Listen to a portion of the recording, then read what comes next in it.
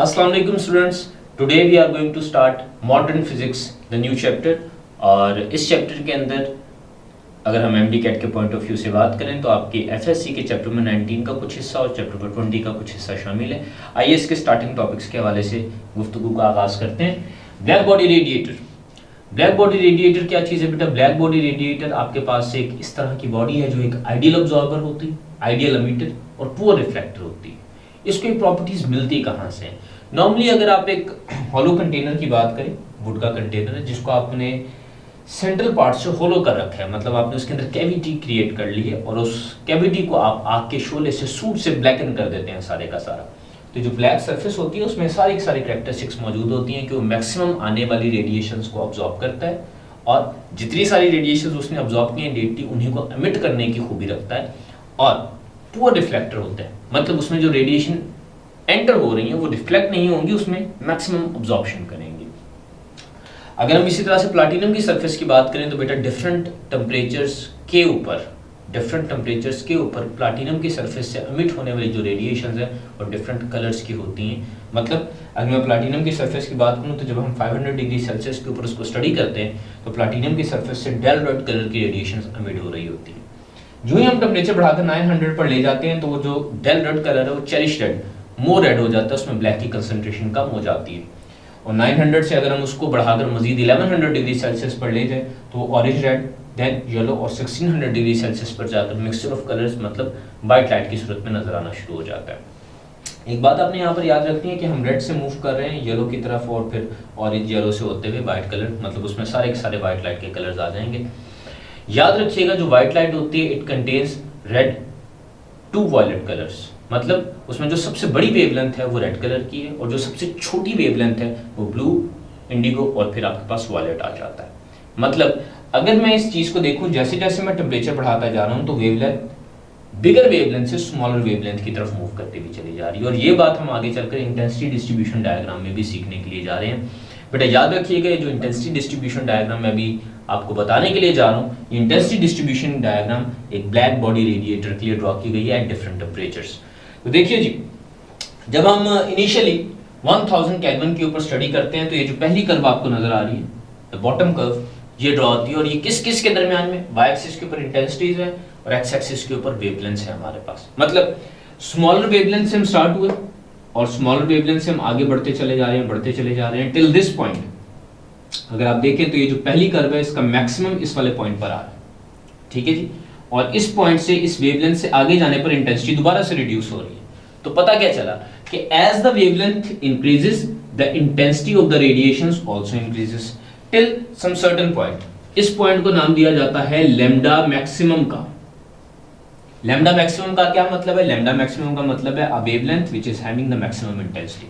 मतलब 1000 केल्विन के ऊपर जब मैंने ये पूरी की पूरी इंटेंसिटी डिस्ट्रीब्यूशन डायग्राम ड्रॉ किया है तो ये वाली जो वेवलेंथ थी, मे भी फर्ज कर लें ये 700 नैनोमीटर की वेवलेंथ थी, इसके ऊपर इंटेंसिटी मैक्सिमम मिल रही है। इससे पीछे वाली वेवलेंथ और इससे ज्यादा जो आगे वाली वेवलेंथ है उसके ऊपर इंटेंसिटी कम रह रही है। तो बेटा किसी भी पर्टिकुलर टेम्परेचर पर वो वेवलेंथ जिसकी इंटेंसिटी सबसे ज्यादा होती है उसी को लैम्डा मैक्सिमम बोलते हैं। और मजे की बात यह है कि इंटेंसिटी डिस्ट्रीब्यूशन डायग्राम अगर आप इस पहली कर्व को देखें तो तमाम वेवलेंथ की एनर्जी एक जैसी नहीं है। जो स्मॉलर वेवलेंथ है उनकी इंटेंसिटी कम है, बढ़ती जा रही है। लैम्डा मैक्सिमम पर जाकर इंटेंसिटी मैक्सिमम होगी। इससे आगे वाली वेवलेंथ के लिए फिर से इंटेंसिटी रिड्यूस होना शुरू हो गई है। तो पता ही चला at a particular temperature intensity and energy is not uniformly distributed, एक ही जैसी डिस्ट्रीब्यूट नहीं होती। कुछ वेवलेंथ की ज्यादा होती है, कुछ वेवलेंथ की कम होती है। हाँ, जिस वेवलेंथ की एक खास टेम्परेचर के ऊपर सबसे ज्यादा इंटेंसिटी होती है उसी को लैम्डा मैक्सिमम का नाम दिया जाता है, ठीक है जी। अच्छा अब देखिए इसकी पहली कैरेक्टरिस्टिक बड़ी आम और बड़ी इंपॉर्टेंट है, non uniform distribution of energy. मतलब एनर्जी कुछ वेवलेंथ की कम है, कुछ की ज्यादा और कुछ के लिए लैम्डा मैक्सिमम वाली कंडीशन आ जाएगी, मैक्सिमम एनर्जी। दूसरी important characteristic as temperature increases lambda maximum shifts towards shorter wavelength. इस बात का मतलब क्या बेटा? इसको समझने के लिए देखें, जैसे ही मैं 1000 केल्विन से टेम्परेचर बढ़ाकर 1260 केल्विन पर लेकर जाता हूं तो ये सेकंड वाली कर्व प्लॉट होती है। अच्छा अब सेकंड वाली कर्व पर अगर मैं गौर से देखूं, ये मैक्सिमम इंटेंसिटी वाला पॉइंट है, ये वाला पॉइंट, ठीक है। सो ये पहली कर्व के लिए लैम्डा मैक्सिमम था, ये दूसरी कर्व के लिए लैम्डा मैक्सिमम। अच्छा आप टेम्परेचर मजीद बढ़ाते हैं, 1260 से बढ़ाकर 1450 पर ले जाते हैं तो ये आपके पास लैम्डा मैक्सिमम वाला पॉइंट बन रहा है। This is the third point. आप टेम्परेचर अगर मजीद बढ़ा दें 1450 से भी बढ़ाकर आप 1650 पर ले जाएं तो बेटा ये है मैक्सिमम इंटेंसिटी वाला पॉइंट। और इस मैक्सिमम इंटेंसिटी वाले पॉइंट को अगर मैं ग्राफ के ऊपर यहाँ पर प्लॉट करूँ तो यहाँ कहीं पर आ रहा है आपके पास belonging to point 4। This is the lambda maximum point at 1650। तो पता क्या चला, ये देखें पहली कर्व के लिए लैम्डा मैक्सिमम, क्योंकि एक्स एक्सिस के ऊपर हमारे पास वेवलेंथ है, लो टेम्परेचर के ऊपर लैम्डा मैक्सिमम यहाँ पर आ रहा था, सेकंड वाले के लिए यहाँ पर आ गया, थर्ड वाले के लिए यहाँ पर, और फोर्थ वाले के लिए मजीद लेफ्ट पर, मतलब कि मिनिमम वेवलेंथ की तरफ शिफ्ट हो रहा है। So as the temperature increases lambda maximum shifts towards shorter wavelength. इस बात का मतलब है कि अगर आप टेम्परेचर बढ़ाते चले जाएंगे तो ओवरऑल इंटेंसिटी ने यूनिफॉर्मली डिस्ट्रीब्यूट तो होना नहीं है, मतलब कहीं पर ज्यादा कहीं पर कम है, लेकिन वो वेवलेंथ जिसके लिए इंटेंसिटी मैक्सिमम थी वो शॉर्टर वेवलेंथ की तरफ शिफ्ट होना शुरू हो गई है एज द टेम्परेचर इंक्रीजेस। ठीक है students, third point, temperature increase करने के साथ साथ intensity increases for all wavelength. और ये बात हमें नजर आ रही है, आप किसी भी टेम्परेचर के ऊपर देख लें, किसी एक वेवलेंथ के लिए इंटेंसिटी मैक्सिमम है, उससे कम छोटी वेवलेंथ या उससे बड़ी वेवलेंथ के लिए इंटेंसिटी में कमी आना शुरू हो जाती है। तो किसी भी खास टेम्परेचर के ऊपर पूरी की पूरी वेवलेंथ की इंटेंसिटी एक जैसी नहीं होती, किसी एक खास वेवलेंथ के लिए मैक्सिमम होती है जिस वेवलेंथ को लैम्डा मैक्सिमम बोलते हैं, उससे आगे और उससे पीछे की तरफ इंटेंसिटी में हमेशा कमी वाक़या होती है। पॉइंट नंबर 4, अगर मैं एनर्जी डिस्ट्रीब्यूशन के हवाले से बात करूं, अगर फर्स्ट करने में पहली कर्व की ही बात करता हूं, तो देखिए पहली कर्व के अंदर जो एरिया आ रहा है, I am going to shade this area, ये जो एरिया भी मैंने यहां पर शेड किया है, the area under the intensity distribution graph, it is showing you the energy. और ये एनर्जी किसके प्रोपोर्शनल होती है? टेम्परेचर की फोर्थ पावर के प्रोपोर्शन हुआ करती है, फोर्थ पावर के प्रोपोर्शन होती है। मतलब अगर आप किसी तरीके से टेम्परेचर इंक्रीज करते हैं तो उसकी वजह से इंक्रीज इन एनर्जी तो आएगा ही आएगा, लेकिन टेम्परेचर डबल करने पर एनर्जी डबल नहीं होगी बल्कि काफी ज्यादा इंक्रीज होगी। कितना, वो अभी हम आगे चलकर देखते हैं, फोर्थ पावर के साथ प्रोपोर्शन होगी। इस प्रोपोर्शनैलिटी को अगर हम इक्वालिटी में कन्वर्ट करें तो प्रोपोर्शनैलिटी कांस्टेंट आता है जिसको हम स्टीफन्स कांस्टेंट का नाम देते हैं। यहाँ पर एक और चीज जरा क्लैरिफाई कर लें, ये जो लॉ मैंने आपके सामने लिखा है E = सिग्मा टाइम्स टेम्परेचर की पावर 4, इस लॉ को Stefan's and Boltzmann constant, Stefan's and Boltzmann law का नाम दिया जाता है, जबकि इस कांस्टेंट का नाम स्टीफन्स कांस्टेंट है। तो ये थोड़ा सा फर्क याद रखिएगा कि लॉ का नाम बोल्ट्जमैन एंड स्टीफन्स लॉ है और कांस्टेंट का नाम स्टीफन्स कांस्टेंट है। वैल्यू इसकी कितनी होती है? 5.67 × 10⁻⁸ वॉट पर मीटर स्क्वायर और केल्विन (10⁻⁻⁴). ये स्टीफन कांस्टेंट की वैल्यू और उसके यूनिट्स रहेंगे। अच्छा, ऊपर हमने बात की थी कि टेम्परेचर और लैम्डा मैक्सिमम एक दूसरे के इनवर्सली प्रोपोर्शनल हैं, क्योंकि जब आप टेम्परेचर बढ़ाते हैं तो लैम्डा मैक्सिमम स्मॉलर वेवलेंथ्स की तरफ शिफ्ट होना शुरू हो जाता है। I have already shown this points, मतलब आपस में इनवर्सली प्रोपोर्शनल है। टेम्परेचर को इस तरफ ले जाकर मल्टीप्लाई करते हैं और इस प्रोपोर्शनैलिटी को जो ही आप इक्वालिटी में कन्वर्ट करेंगे तो लैम्डा मैक्सिमम और टेम्परेचर का प्रोडक्ट आपके पास वेन्स कांस्टेंट के इक्वल आता है, जिसकी वैल्यू कितनी है? 2.3 × 10⁻³ मीटर केल्विन। बड़ी इंपॉर्टेंट वैल्यू है, ये आपने याद रखनी है बड़े अच्छे तरीके से। और यहाँ से एक और बात पता चल रही है कि जो ही आपका टेम्परेचर इंक्रीज होना शुरू करेगा तो उससे इनवर्सली रिलेट करते हुए lambda maximum has to be shifted towards a shorter wavelength so that the product of these two quantities can be kept constant रखा जा सके।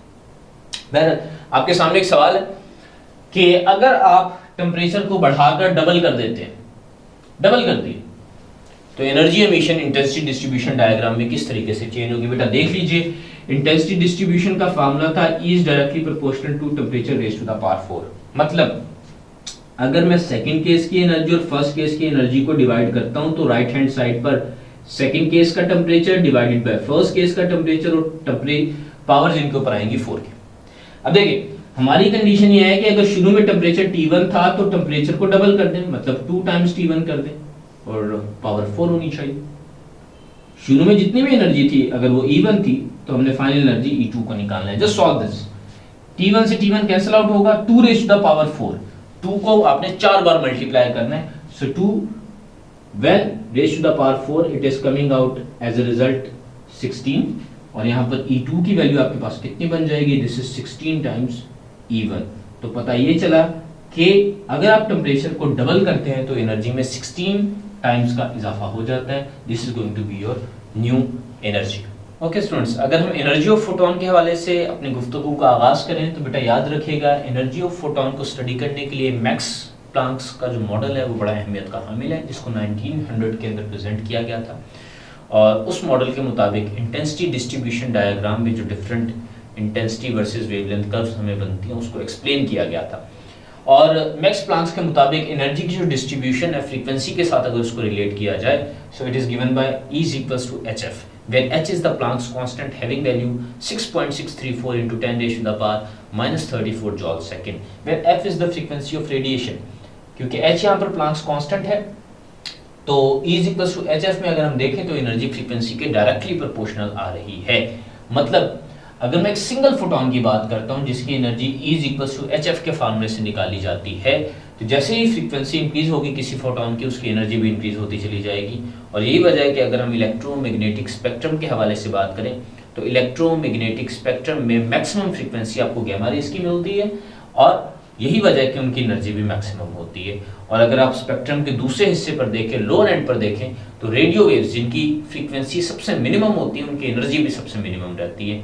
और इसी तरह गैमा रेज से जब आप आहिस्ता आहिस्ता विजिबल पोर्शन से गुजरते गुजरते रेडियो वेव्स तक आएंगे तो जितने भी डिफरेंट फोटॉन्स हम फेस करते हैं, जैसे जैसे उनकी फ्रीक्वेंसी में कमी आती है वैसे वैसे उनकी एनर्जी में भी कमी आती चली जाएगी। ये relation E is equals to hf एक सिंगल फोटोन की एनर्जी को रिप्रेजेंट करवा रहा है। लेकिन अगर आपसे कभी कह दिया जाए कि एक सर्टेन वेव है या एक सर्टेन प्लेस से मल्टीपल फोटॉन्स फॉल कर रहे हैं, मल्टीपल फोटॉन्स वहां पर मौजूद हैं, तो उनकी एनर्जी को निकालने के लिए फार्मूला जो इस्तेमाल होगा E is equals to n times hf, where n is the number of photons। Photons की तादाद है, 10 फोटॉन्स होंगे, 15 फोटॉन्स होंगे, जितने भी होंगे उनको यहाँ पर पुट करके सॉल्व किया जा सकता है। मजीद आगे अगर हम इस इक्वेशन नंबर 1 को सॉल्व कर लें तो इस f की जगह पर हमने सब्स्टिट्यूशन करनी है bye general wave equation C is equals to f lambda. और यहाँ से अगर मैं f की वैल्यू निकाल लूंगा तो f की वैल्यू मेरे पास क्या बनती है, this is C divided by lambda. So this value C by lambda, this has been substituted from the value of general wave equation C is equals to f lambda। सो इस एतबार से अगर आप यहाँ पर देखें तो h और c दोनों ही कांस्टेंट है। h आपके पास प्लांक्स कांस्टेंट है 6.634 into 10 raised to the power minus 34 joule second। c is the speed of light 3 into 10 raised to the power 8 meters per second। अगर हम इन दोनों कांस्टेंट्स को यहाँ पर थोड़ी देर के लिए इग्नोर करें तो एनर्जी और वेवलेंथ के दरमियान इनवर्सली प्रोपोर्शनल का रिलेशनशिप है। मतलब जिस वेव की एनर्जी मैक्सिमम उसकी वेवलेंथ मिनिमम होगी, तो वो फोटॉन्स जो मिनिमम वेवलेंथ रखते हैं वही मैक्सिमम एनर्जी पोजेस किया करते हैं। मजीद बड़ा अगर हम यहाँ पर बात करें तो इस इक्वेशन नंबर 2 में h डिवाइडेड बाय लैम्डा का आपको एक्सप्रेशन देखने में नजर आ रहा है। h divided by lambda by de Broglie's interpretation, h divided by lambda की जो वैल्यू है ये लीनियर मोमेंटम फोटोन के इक्वल होती है, फोटोन के मोमेंटम के इक्वल होती है, जिसको हम p से रिप्रेजेंट करवाते हैं। तो एनर्जी के third formula momentum times speed of light भी फुलफिल होगा। क्योंकि स्पीड ऑफ लाइट यहाँ पर कांस्टेंट है तो एनर्जी और मोमेंटम ऑफ फोटोन ये भी एक दूसरे के डायरेक्टली प्रोपोर्शनल रहेंगे। एनर्जी इंटरप्रिटेशन के बाद अगर हम बात करें तो जिस तरह से मैंने अभी आपके रिलेशंस भी बताए, गैमा रेडिएशंस, रेडियो वेव्स, पूरे के पूरे इलेक्ट्रोमैग्नेटिक स्पेक्ट्रम में ये रिलेशंस आपके हर जगह पर वैलिड रहेंगे। आइए आगे बढ़ते हैं और आगे बढ़ते हुए हम इंटरेक्शन ऑफ इलेक्ट्रोमैग्नेटिक रेडिएशंस को स्टडी करेंगे डिफरेंट मैटर के साथ। जब हम स्टडी करते हैं interaction of electromagnetic radiations with matter, तो स्टूडेंट्स ये बात याद रखिएगा कि जो हमारे पास इलेक्ट्रोमैग्नेटिक रेडिएशंस हैं वो डिफरेंट एनर्जीज पर मैटर के साथ डिफरेंट बिहेवियर शो करती है। मतलब अगर हम लो एनर्जीज की बात करें 0.5 मेगा इलेक्ट्रॉन वोल्ट या इससे कम एनर्जी के ऊपर इलेक्ट्रोमैग्नेटिक रेडिएशंस मैटर के साथ जो प्रोसेस करवाती हैं वो फोटो इलेक्ट्रिक इफेक्ट कहलाता है। अगर हम इंटरमीडिएट एनर्जीज की बात करें, मतलब ना बहुत लो एनर्जी है ना ही बहुत हाई एनर्जी है, कितनी 0.5 मेगा इलेक्ट्रॉन वोल्ट से लेकर 1.02 मेगा इलेक्ट्रॉन वोल्ट की रेंज के दरमियान अगर हम इंटरमीडिएट एनर्जीज को यूज करेंगे तो जो प्रोसेस होगा वो कॉम्पटन्स इफेक्ट कहलाता है। और अगर हम हाई एनर्जी प्रोसेसेस की बात करें जहां पर एनर्जी 1.02 मेगा इलेक्ट्रॉन वोल्ट या उससे भी ज्यादा हुआ करती है, हाई एनर्जी प्रोसेस हमारे पास जो आएगा this is pair production, which normally belongs to gamma rays. This Compton's effect normally belongs to X rays at the intermediate energies, and photoelectric effect belongs to ultraviolet region light or the lower waves. तो आइए इसमें से जो पहला process है हमारे पास photo electric effect, इसी की डिटेल्स हमारे कोर्स वर्क में ज्यादातर शामिल है और हम इसको डिटेल में स्टडी करेंगे। तो फोटो इलेक्ट्रिक इफेक्ट क्या है? It is the emission of electrons specifically from the metal surface when the light of suitable frequency fall on the metal surface। तो जब भी किसी मेटल की सरफेस पर एक सूटेबल फ्रीक्वेंसी आकर फॉल करेगी तो उस मेटल की सरफेस से इलेक्ट्रॉन्स के अमिट होने का प्रोसेस फोटो इलेक्ट्रिक इफेक्ट कहलाता है। बेटा याद रखिएगा, सूटेबल फ्रीक्वेंसी से मुराद यहाँ पर थ्रेशोल्ड फ्रीक्वेंसी है। क्यों? क्योंकि अभी हम ये बात कर चुके हैं कि फ्रीक्वेंसी और एनर्जी में डायरेक्टली प्रोपोर्शनल का रिलेशनशिप है। अगर आपने फ्रीक्वेंसी किसी इलेक्ट्रोमैग्नेटिक रेडिएशन की बहुत ही कम रखी, बहुत ही कम फ्रीक्वेंसी वाली रेडिएशन इस्तेमाल की, तो उसकी एनर्जी बहुत कम होगी, और अगर एनर्जी बहुत कम होगी तो वो फिर फोटो इलेक्ट्रिक इफेक्ट करवा नहीं पाएगा। मतलब हमें एक मिनिमम एनर्जी, एक मिनिमम फ्रीक्वेंसी का फोटोन चाहिए होता है जिसके ऊपर एटलीस्ट फोटो इलेक्ट्रिक इफेक्ट हो सके, और अगर उससे कम फ्रीक्वेंसी पर हम चले जाएंगे तो फोटो इलेक्ट्रिक इफेक्ट नहीं हो सकेगा। बेटा ये बात याद रखिएगा, वो मिनिमम फ्रीक्वेंसी, वो सूटेबल फ्रीक्वेंसी, वो कम से कम फ्रीक्वेंसी जिसके ऊपर फोटो इलेक्ट्रिक इफेक्ट हो सकता है, उसको थ्रेशहोल्ड फ्रीक्वेंसी का नाम दिया जाता है। क्योंकि इस बात में कोई शक नहीं है कि उस मिनिमम से अगर आप ज्यादा फ्रीक्वेंसी का फोटोन देंगे तब तो फोटो इलेक्ट्रिक इफेक्ट ने हो ही जाना है, लेकिन वो मिनिमम फ्रीक्वेंसी मेंटेन करना जरूरी है, क्योंकि अगर हम उस फ्रीक्वेंसी के लेवल से नीचे चले गए तो फिर फोटो इलेक्ट्रिक इफेक्ट हमें देखने में मिलेगा ही नहीं। तो वो जो मिनिमम फ्रीक्वेंसी है जिसको अचीव करना लाजमी है फोटो इलेक्ट्रिक इफेक्ट करवाने के लिए, उसको थ्रेशहोल्ड फ्रीक्वेंसी कहा जाता है। उससे ऊपर वाली फ्रीक्वेंसीज पर तो फोटो इलेक्ट्रिक इफेक्ट लाजमी सी बात है हो ही जाए। आइए आगे बढ़ते हैं। तो अगर आपने उस सूटेबल फ्रीक्वेंसी का फोटोन किसी मेटल की सरफेस को, या हमने यहाँ पर एक कैथोड डिजाइन कर रखा है फोटो सेल में, इस कैथोड के ऊपर आकर फॉल करेगा तो यहाँ से इलेक्ट्रॉन्स एमिट होंगे। लेकिन इस पूरी की पूरी असेंबली को समझने के लिए आइए हम स्टेप वाइज देख लेते हैं। नीचे देखिए तो मैंने एक सोर्स वोल्टेज यूज किया जो इस कैपिटल रेजिस्टेंस R के साथ कनेक्टेड है। ठीक है, अब आप करते क्या, डेफिनेटली जो सोर्स पोटेंशियल है पूरी की पूरी रेजिस्टेंस के ऊपर डिवाइड हुआ है। हम कैथोड की सरफेस को यहाँ पर एक तरफ इस पॉइंट के साथ कनेक्ट कर देते हैं, which is the minimum potential point, which is the minimum potential point. दूसरी तरफ आप क्या करेंगे, दूसरी तरफ आप ये करेंगे कि ये जो एनोड है इसके साथ हम सीरीज में एक एमीटर अटैच करेंगे, और एमीटर से होते हुए जो दूसरा टर्मिनल है वो स्लाइडिंग कॉन्टैक्ट के साथ अटैच किया जाएगा। स्लाइडिंग कॉन्टैक्ट वही है जो हम पोटेंशियोमीटर में इस्तेमाल करते हैं डिफरेंट पोटेंशियल्स प्रोवाइड करने के लिए। तो वो हमने यहाँ पर अटैच कर दिया, और इस लोअर एंड और अपर एंड के दरमियान यहाँ पर हमने सेंटर में एक अदद वोल्ट मीटर भी लगा दिया ताकि हमें पता हो कि कितना वोल्टेज है जो हमारे सेल के अक्रॉस, फोटो सेल के अक्रॉस जाकर अपीयर होने वाला है, जिसकी वजह से फोटो इलेक्ट्रिक इफेक्ट यहाँ पर वकू पजीर होगा।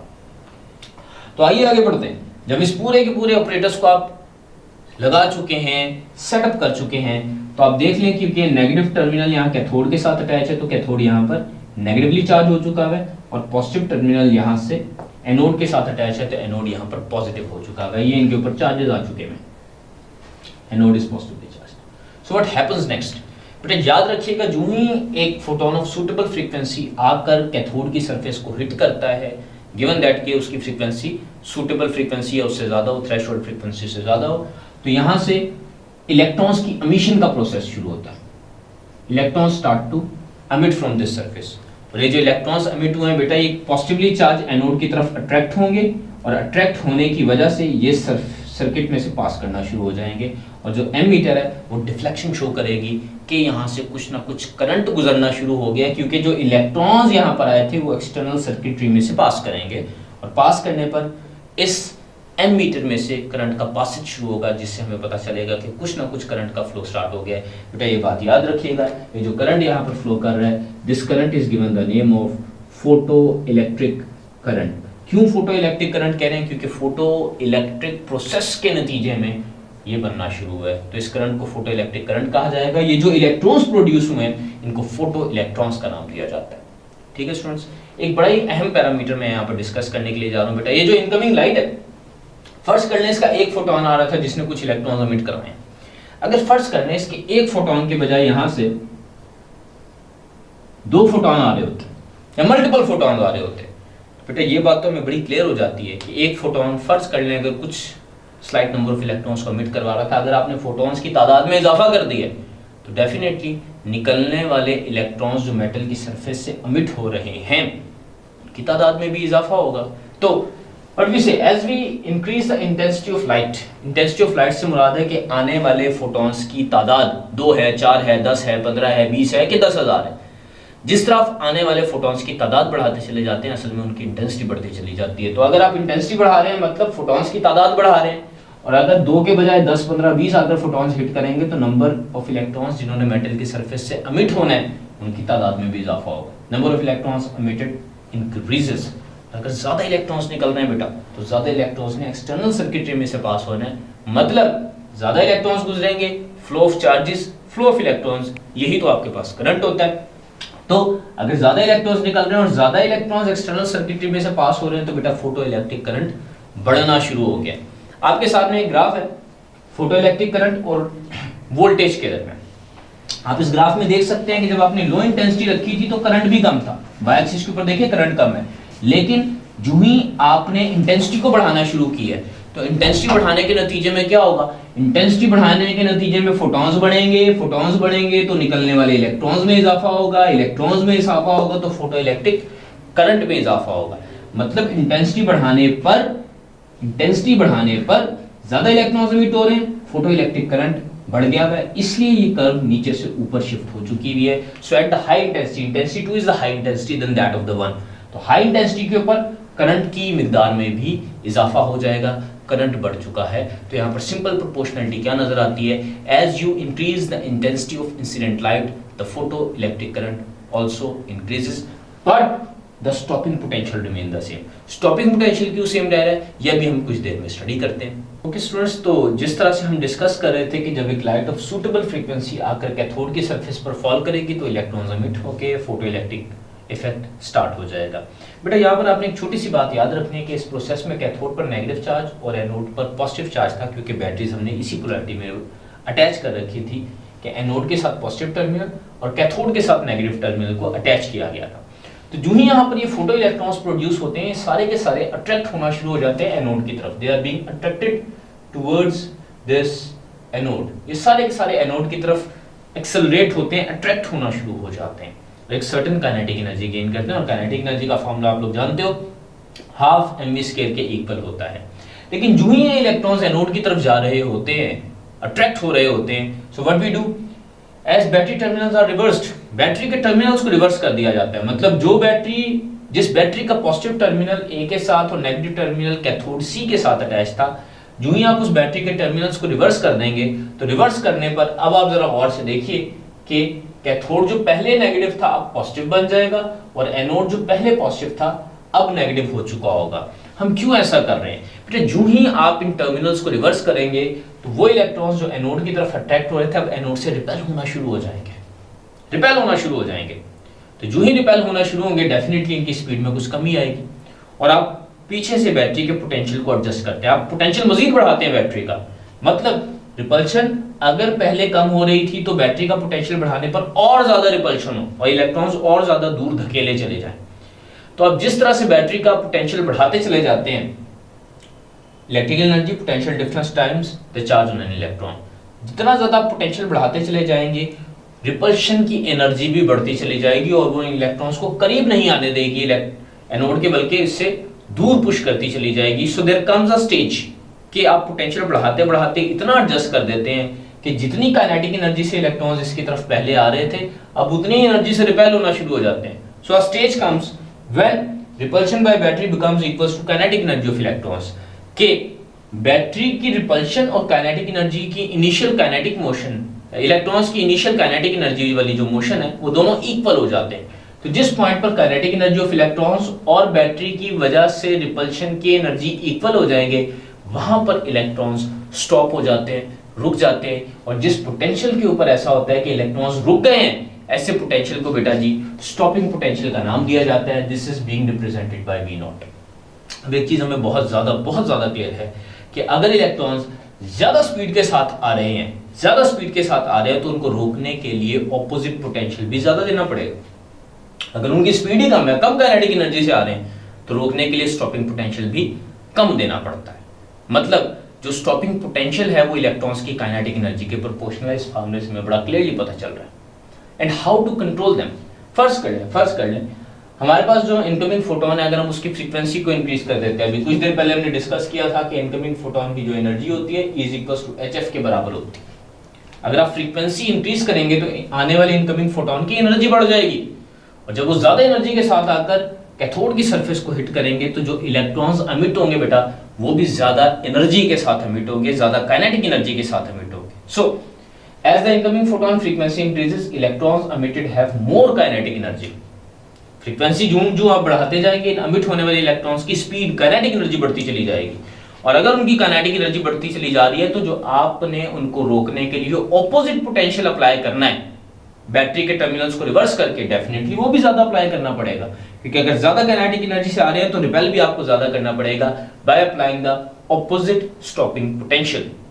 So what happens, net result क्या आ रहा है कि अगर इनकमिंग फोटोन की फ्रीक्वेंसी ज्यादा है तो इलेक्ट्रॉन ज्यादा काइनेटिक एनर्जी से निकलेंगे, जिनको रोकने के लिए ऑपोजिट पोटेंशियल भी ज्यादा देना पड़ेगा, जिसको आप स्टॉपिंग पोटेंशियल का नाम देते हैं। So stopping potential is basically proportional to the incoming photon frequency. अगर इनकमिंग फोटोन की फ्रीक्वेंसी ज्यादा है तो उनको रोकने के लिए ज्यादा स्टॉपिंग पोटेंशियल देना पड़ेगा।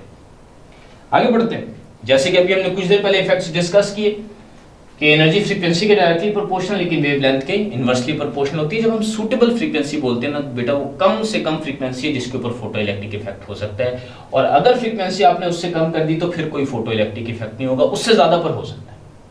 मिनिमम थ्रेशोल्ड फ्रीक्वेंसी या उससे ज्यादा होगी तो फोटो इलेक्ट्रिक इफेक्ट होगा, कम हो गई तो फोटो इलेक्ट्रिक इफेक्ट नहीं होगा। और इसी तरीके से इस पर्टिकुलर एनर्जी से बिलोंग करने वाली जो वेवलेंथ है उसको कट ऑफ वेवलेंथ बोलते हैं। और बेटा बड़ा क्लियरली देख सकते हैं कि कट ऑफ वेवलेंथ और एनर्जी में इनवर्सली प्रोपोर्शनल का रिलेशनशिप है।